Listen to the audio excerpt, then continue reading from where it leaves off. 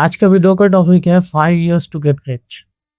अभी का जो टाइम है वो वॉर सिचुएशन है। अभी वॉर चल रहा है सब देश में, ठीक है।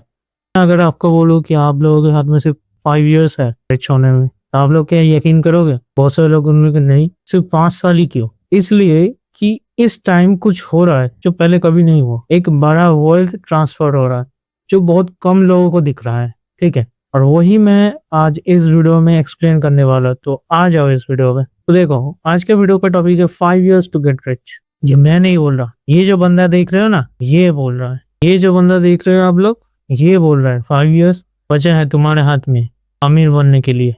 ये कौन है? ये है इलॉन मस्क, दुनिया का सबसे पहले बनने वाला मल्टी बिलियनियर। अभी ये ट्रिलियनियर भी बन जाएगा। ये आदमी अगर कह रहा है कि आप लोगों के हाथ में से 5 years है, तो समझ लो कुछ तो गड़बड़ है। जो हम लोगों को नहीं दिख रहा है, इसको दिख रहा है, ठीक है। तो ये वीडियो में प्ले कर रहा हूँ, इसको देखो। What that moment is, but there will come a point where no job is needed. You can have a job if you want to have a job for sort of personal satisfaction, but the AI will be able to do everything. अच्छा, video देख लिया तुम लोगों ने। अब तुम लोगों को क्या पता चला कि अभी हम लोग दो इकोनॉमी की तरफ बढ़ रहे हैं। उसको हम लोग कहते हैं के शेप्ड इकोनॉमी। इसका मतलब है दोनों टाइप का आदमी अभी इकोनॉमी में होगा। एक है एसेट बेस्ड इकोनॉमी और एक है वेज वर्कर बेस्ड इकोनॉमी। अच्छा, एसेट बेस्ड इकोनॉमी का मतलब क्या है? एसेट बेस्ड इकोनॉमी का मतलब यह है कि ये वो लोग हैं जिन लोगों के पास एसेट है और जो उसको होल्ड करके फ्यूचर में अमीर बन सकते हैं। और एक इकोनॉमी है जहां पर तुम सब लोग फंसे हुए हो, वो है वेज वर्कर बेस्ड इकोनॉमी। और इस इकोनॉमी को खतरा है अगले 5 साल की भी। अब एआई आ गया हो, ऑटोमेशन आ गया हो, तो तुम लोगों का जॉब जा, तो इस इकोनॉमी को बहुत ही खतरा है, ठीक है। और जो एसेट बेस्ड इकोनॉमी है, ये जो लोग हैं जो एसेट ओन करते हैं, वो लोग बहुत अमीर बनने वाले हैं, ठीक है। वो कैसे, मैं दिखाता हूँ इस वीडियो में। चलो आगे बढ़ते हैं। तो पहले देखो, अभी लोगों ने गोल्ड का रैली देख लिया है, ठीक है। गोल्ड ने कितना पैसा बनाया, क्या बनाया। गोल्ड का हम क्या कहेंगे, हार्ड मनी। तुम लोग जानते हो कि प्रेसिडेंट जो निक्सन था अमेरिका का, उसने जो गोल्ड और जो डॉलर का जो पैक्ट था उसको खत्म कर दिया था। ईयर था कुछ 90s के दशक में ही हुआ था, ठीक है। एग्जैक्ट ईयर स्क्रीन पे आ रहा होगा। इस टाइम पे उसने पूरा मतलब जो गोल्ड का और डॉलर का जो पैक्ट था उसको खत्म कर दिया था। उसके बाद क्या हुआ कि डॉलर जितना प्रिंट होता गया उतना गोल्ड का प्राइस बढ़ता गया, ठीक है। ये है गोल्ड का हिस्टोरिक प्राइस मूवमेंट। इसको अच्छे से देखो, थोड़ा सा ब्लरी है पर मैं समझा देता हूँ यहाँ पर क्या दिखाना चाहता है। ये गोल्ड का प्राइस हिस्ट्री के मुताबिक से देखो, 1946 में गोल्ड का प्राइस था 63 10 ग्राम, मतलब 10 ग्राम गोल्ड के लिए उनको 63 रुपए पे करने पड़ते थे 1946 में। फिर 1970s में 364, उसके बाद 1975 में 540 रुपीज, उसके बाद 1980s में 1830 रुपीज, ठीक है। उसके बाद 1985 में 2000 से ऊपर हो गया 2130 रुपए। उसके बाद 1990 3000, फिर 1995 4000। 2000 के ईयर्स में जब आ गया गोल्ड तो उसका प्राइस हो गया 4410 ग्राम, ठीक है। ये सब 10 ग्राम का प्राइस है गोल्ड का, ठीक है। 2005 में हो गया 7000, 2010 में 18500, 2015 में 26343, 2020 में 48,000। कितना गैप देखो यहाँ पर। 2000 में 4400, उसके ठीक 15 साल तुम लोग कह लो हो गया 26,000, लगभग ट्रिपल हो गया था, ट्रिपल। 2020 में 48,000, 2026 में 71 और 2025 में 1,10,000 पार हो गया। अभी गोल्ड का जो रैली चल रहा है वो सब लोगों ने देखा है। गोल्ड एकदम ऑल टाइम हाई पे चला गया था। बहुत सारे लोगों ने पैसे कमाए, बहुत सारे लोग सिर्फ देखते रह गए, ठीक है। पर क्या पता चल रहा है इससे? पता यही चल रहा है कि डॉलर का जो डोमिनेंस है वो धीरे धीरे कम हो रहा है। और जितना डॉलर प्रिंट होगा उतना गोल्ड का वैल्यू बढ़ता रहेगा, क्योंकि डॉलर का वैल्यू कम रहा है और गोल्ड का वैल्यू बढ़ रहा है, ठीक है। तो इसलिए गोल्ड का वैल्यू बढ़ता रहेगा, जितना ज्यादा प्रिंट होगा गोल्ड का वैल्यू बढ़ता रहेगा।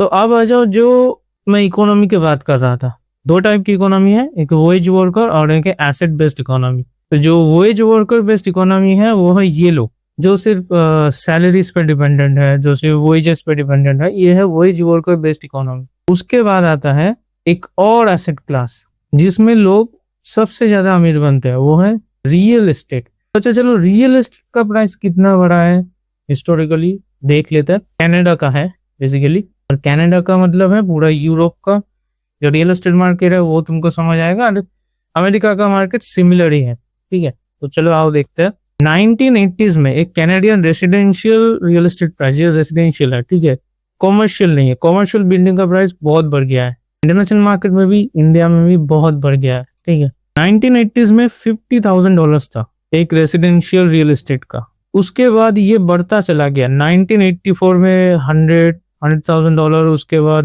1990s में $150,000, उसके बाद 1994 में $200,000, उसके बाद 2000 में $250,000, ऐसे बढ़ता गया। अभी 2010 का है, अभी का तो नहीं है, अभी तो बहुत प्राइस बढ़ गया है। अभी का जो डेटा है वो करंटली नहीं है, पर ये 1980 से 2010 का डेटा है। यहाँ पर लोगों को साफ साफ दिख रहा है, $50,000 से स्टार्ट हुआ था, खत्म हुआ है $400,000 2010 में एक रेसिडेंशियल प्रॉपर्टी का value. If you own any real estate in India और outside India, just hold it, 5 years में उसका वैल्यू डबल हो जाएगा। अगर रेंट पे चल रहा है तो चलने दो रेंट पे। मेरा कहने का मतलब ये है, जो होल्ड कर रहे हो, कुछ भी हो सकता है, वो डिजिटली हो सकता है, फिजिकली हो सकता है, जो भी होल्ड कर रहे हो, होल्ड करो, 5 years में डबल हो जाएगा उसका प्राइस। तो अब हम बात करते हैं जो सबसे ज्यादा जॉब्स खा लेगा, वो है ह्यूमनॉइड रोबोट। तो एक मुझे वीडियो मिला था, मैं दिखाता हूँ, ये देखो, ये रहा वो वीडियो।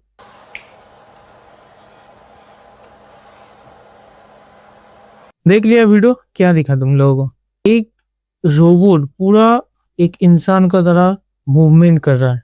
ये क्या डरावना नहीं है? मेरे लिए तो बहुत ही डरावना है। एक रोबोट इंसान की तरह मूवमेंट कर रहा है, और यही तुम लोगों का जॉब खाएगा। तो देखो, अगर तुम एआई में काम कर रहे हो तो भी तुम बहुत पैसे कमाओगे। अगर तुम कहीं पर इन्वेस्ट करके रखो, कुछ होल्ड करते हो, तो तुम लोग ज्यादा पैसे कमाओगे। मेरा कहने का मतलब ये है, इस वीडियो का मकसद ही ये है कि तुम लोगों को दिखाना है, ये है पूरे 50 years में सबसे बड़ा वेल्थ ट्रांसफर हो रहा है अभी। अगर तुम इसका हिस्सा बनो, तुम्हारा लाइफ चेंज हो सकता है। अगर तुम नहीं बनोगे, जहाँ वहीं रह जाओगे, ठीक है। मेरे वीडियो से तुम लोग सीखो, समझो, और ऐसे डिसीजंस लो जो 5 साल बाद तुम लोग प्राउड करोगे। तो ये वीडियो उस अपने दोस्त के साथ शेयर करना जिसको लगता है कि उसके हाथ में सिर्फ 5 years है रिच होने में। तो ये है S&P 500 का चार्ट। ये अगर तुम लोगों को नहीं पता S&P 500 क्या है, S&P 500 है यूएसए का इंडेक्स। जैसे हमारे यहाँ होता है ना निफ्टी 50, भारत के टॉप 50 कंपनीज,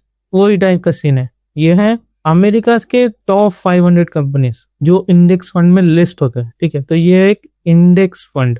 अच्छा, अगर इंडेक्स फंड तुम लोगों को नहीं पता तो इसके बारे में मैं एक डिटेल वीडियो बनाऊंगा बाद में। अभी इतना समझ लो कि ये है स्टॉक मार्केट का FD। अगर तुम लोग कर लो एक बार तो 15% एनुअल रिटर्न आएगा ही आएगा। ये S&P 500 यूएस इंडेक्स 1960 में ये स्टार्ट हुआ था $500, ठीक है। उसके बाद 1970s में ये थोड़ा सा ही बढ़ा है। उसके बाद 1980s में, 1990 के बाद इसका प्राइस डबल हो गया, डबल होता रहा ये हर साल। उसके बाद हर 2 साल ये डबल होता रहा। फिर वो 1990s के बाद प्राइस 500 से चला गया 1500, डबल हो गया। उसके बाद हो गया 2000, 2500, 3000 हो 2010 में, उसके बाद 3300, उसके बाद 4000 अभी 2010 में, सॉरी 2020 में, 2010 में 3300, उसके बाद 2020 में 4000। इससे पता ही क्या चल रहा है कि यूएस मार्केट ग्रो हुआ है, उसके साथ साथ ये इंडेक्स फंड भी ग्रो हुआ। तो इंडेक्स फंड पूरा डिपेंड करता है कि स्टॉक मार्केट का ग्रोथ कैसा है और ग्रोथ कैसा हो रहा है मार्केट में, ठीक है। उसके बाद वही आ जाते हैं कि अब तुम लोग अगर स्टॉक में इन्वेस्ट करके रखो तो उसको भी होल्ड करो। अभी तो वर्ल्ड का सिचुएशन है, अभी तो सबका पोर्टफोलियो शायद माइनस में ही होगा, पर अगर तुम लोग यूएस स्टॉक्स होल्ड करते हो तो मैं तो कहूंगा अभी बेच दो, पर जो इंडेक्स फंड है मत करो अभी सेल। मेरा कहने का मतलब ये है, जो तुम्हारा जो जो तुम्हारा स्टॉक पोर्टफोलियो यूएस मार्केट का भी इंडियन मार्केट का भी, उसको रीडिफाइन करो, फिर से रीडिजाइन करो और एक ऐसा पोर्टफोलियो बनाओ कि अगर वॉर हो या फिर कोई अनसर्टेनिटी हो, ज्यादा पैसा मार्केट ना खा जाए तुम्हारा। ठीक है, तो ये तुम कर सकते हो। बाकी देखो आरओआई तो इसका है जैसा होता है यूएस मार्केट का भी 12-13% एनुअल रिटर्न जो मिलता है वही। फिर आ जाओ सब जो भी रिटर्न देता है जो ऐसे ये उसका बाप है, और इससे मैंने भी पैसे कमाए हैं बहुत, वो है बिटकॉइन। 2008 में आया एक इंस्ट्रूमेंट जो 2024 में तहलका मचा के चला गया। ठीक है, सब देखते रह गए, जिन लोगों ने पैसे लगाए वो लोग अमीर बन गए, वो लोग दुबई में बैठ के कैपेचिनो पी रहे हैं और तुम लोग फिर वीडियो देखते फिर रहे हो कि बिटकॉइन का प्राइस बढ़ रहा है। ठीक है, तो ये सब टाइम का ही खेल है। अगर तुम टाइमली आ जाओ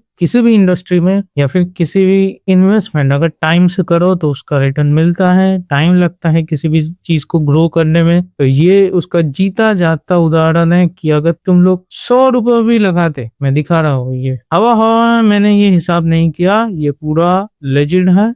अगर किसी ने करा भी होगा तो वो मेरे बन गया होगा। ये तो सिर्फ 100 रुपए, मैं 100 रुपए की बात कर रहा हूँ। If you invest 100 rupees that could be worth more. Last जो बुल रन था उसमें कितना वर्थ होता, 100 रुपीज अगर तुम इन्वेस्ट करते 2009-10 में, उसका वैल्यू होता 11.3 lakh rupees. Last bull run का मतलब है 2024 का जो था वो वाला मैं कह रहा हूँ, उस वाले बुल रन में कितना हो जाता, 100 रुपीज इन्वेस्ट करके। तो यही पावर है इन्वेस्टिंग का, एसेट होल्ड करने का, ओनरशिप रखने का। तो ये इसका that is the power of owning something that is limited in supply. मैं यही कहना चाहता हूँ, दो चीज तुमको होल्ड करना है, एक है जिसका डिमांड ज्यादा है सप्लाई कम है, और एक चीज है जिससे कैश फ्लो आता है, जैसे रियल एस्टेट हो गया, रेंट आता है, महीने में रेंट आता है। तो ऐसा कुछ तुम लोगों को होल्ड करना पड़ेगा जो कैश फ्लो देता है, जिससे कैश फ्लो आता है, और ऐसा कुछ एसेट ओन करना है जिसका सप्लाई लिमिटेड है, जैसे बिटकॉइन हो गया, गोल्ड हो गया, सिल्वर हो गया, ऐसे टाइप का जो चीज है उसको होल्ड करना है जिसका सप्लाई लिमिटेड है। बाकी ये बिटकॉइन का ईयरली रिटर्न है। ठीक है, 2013 में इसने दिया 5000% का रिटर्न। 5000% समझते हो कितना होता है? कौन से इंस्ट्रूमेंट में इतना रिटर्न मिलता है? पर रिस्क बहुत है। ये नहीं किया ना कि ये रिस्क फ्री रिटर्न है, रिस्क बहुत है। उस टाइम पे तो बहुत ही रिस्क था। तो 2013 में 5000% का रिटर्न, 5000% का मतलब तुम समझते हो, अगर तुम लोगों ने 1000 रुपए लगाए तो वो 5000 रुपए बन जाएगा, ऐसा रिटर्न दे रहा था। 2010 में 58% लॉस में। ठीक है, तो रिस्क तो है भाई। 2015 में 35%, 2000 ये डबल डिजिट में रिटर्न देता, और ये ट्रिपल डिजिट में रिटर्न देता था उस टाइम पे। 2015 में 35%, 2016 में 125%, 2017 में 1331% फाड़ू रिटर्न। उसके बाद 2018 में 73% माइनस में रिटर्न। मजाक कर रहा हूँ, इस टाइम पे मैंने देखा था, मतलब ऐसा हुआ था। ठीक है, और ये ईयरली रिटर्न है। मैं देख रहा हूँ 2016 से आई थिंक बिटकॉइन का। तो ये इस वाला क्रैश मैंने देखा है, ये वाला देखा है मैंने, 2018 वाला देखा है 73%, मैंने पूरा देखा है मार्केट में होते हुए। ठीक है, 2019 में 95%, 2020 में 301%, 2021 में 66%, 2022 में फिर से माइनस 65%, 2023 में 156%। और मैंने बोला लास्ट बुल रन जहां सब अमीर बन गए, जिन लोगों ने 2010, 12, 11 में इन्वेस्ट किया, वो ईयर था 2024 से लेके 25,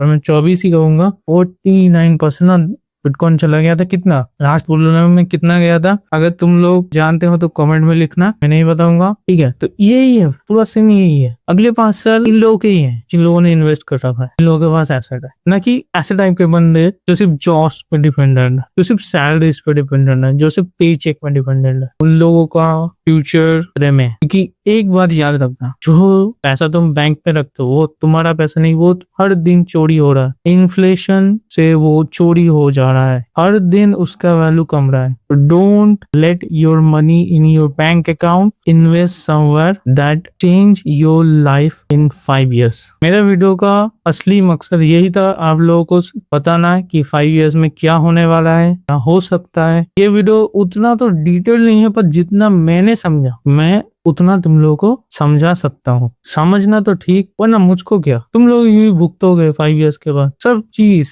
महंगा हो जाएगा, फिर क्या करोगे? फिर सोचना, इस भाई ने बोला था कुछ कर लेता है, कुछ तो कर लेते हैं, कहीं पर भी इन्वेस्ट कर लेते हैं, कहीं पर मतलब कहीं भी नहीं, जहाँ पर रिटर्न बनता है वहां इन्वेस्ट करो और एसेट बनाओ, ओनरशिप की तरह भागो। जॉब्स पेचिंग में कुछ नहीं रखा, ठीक है, तब करते हैं तो उसमें कुछ नहीं रखा, ओनरशिप के पीछे भागो, एसेट बनाने के पीछे भागो। बाकी अगर तुम लोगों को ये वीडियो अच्छा लगा है तो लाइक करना, सब्सक्राइब करना और ऐसे ही वीडियोस देखने के लिए इस चैनल को सब्सक्राइब कर लेना। बाकी मिलता हूँ अगले वीडियो पे इंडेक्स फंड के पूरा डिटेल वीडियो में, तब तक के लिए जय हिंद।